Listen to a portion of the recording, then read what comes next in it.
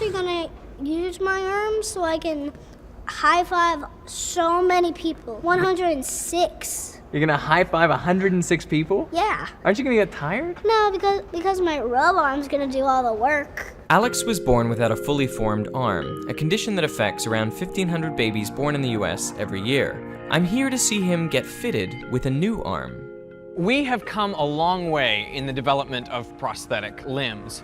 You might think of the earliest prosthetic as maybe a peg leg for a sailor, but it actually dates back much further than that. In fact, over 3,000 years ago to ancient Egypt. But a lot of those prosthetics weren't actually functional. So prosthetics developed from simply being aesthetic aids to actually becoming functional. Globally, there are an estimated 3 million people living without an upper limb.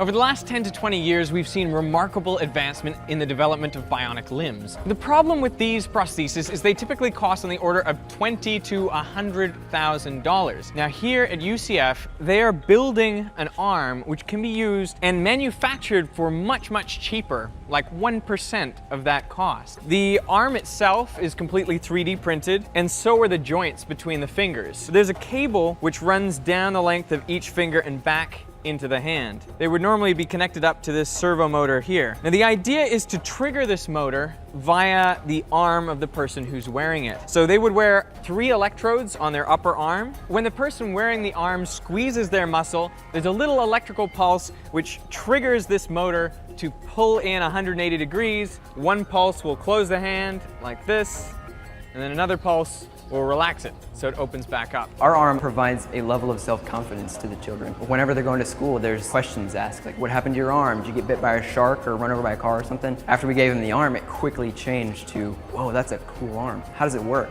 Where'd you get it? I like to do stuff on my arm. Like pick up stuff, hold my paper when I'm drawing. I actually bring it to school so I can actually do other stuff. 3D printing is relatively new technology, but it provides us a low-cost solution to be able to create things. So we can print something out and say it doesn't work, just redesign it and print it out again the next day. We produce our arm for just about $300 now, whereas some of the prosthetics on the market can go upwards of $40,000. Insurance companies typically don't want to pay for it for kids because every 6 months you're going to have to replace it as the kid grows. But this allows us to be able to reproduce an arm for about maybe $100 and just print out a new one. How important is the aesthetic design, the artistic design of the arm? We thought kids just wanted to blend in and feel normal, but we found it's much more about personal identity and expression. We want to make sure the kid is expressing himself or herself with the arm. Self-expression for a kid is very important. We have one sleeve right here. This one is actually themed around the Disney movie Tangled. We provided this for a little girl named Madeline. The design is so simple that it is easy to print out on location and put together even with very little technical knowledge. And also the functionality of the design, with only 3 electrodes actuating the one servo, make it so that people can learn to use it very quickly. And that, I think, is what makes it so powerful. Think I'll have any luck there? 50-50? 50-50. All right. Yeah, I can give it to you. Hey Alex, how are you? Pleasure to meet you. I have another bionics expert on hand, so I thought I'd drop by. Thank you. Yes, a pleasure. Nice bow tie, by the way. Thanks. How were your travels? It's very good. Well, I thought I'd bring one of my gauntlets and match it up with yours and see if everything's copacetic. You want to have a look? Sure. Ready? Yep. Great. Each one looks the same. Actually, I think yours might be better than mine. What do you say we both try them on, do a progress report? Okay. You know who that is? Iron Man. What's his name?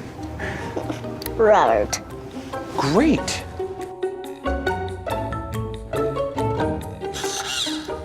God, dude, it's even cooler than I thought. I'm having a technical glitch. As you can see, my light isn't working. Half the time, you know, I design one of these, it winds up breaking on me. But what I do is I keep working on it, kind of like you're working on it with Albert. He keeps working and working until he gets it right.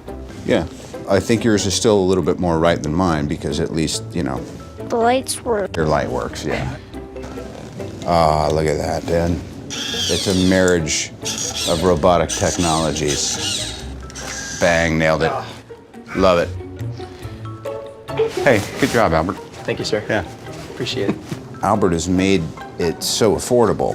I'm probably going to start farming out a lot of my tech work to Albert too. I feel like he could cut the price point down on one of my suits, which right now is, I guess, about, I don't know, $1.5 billion.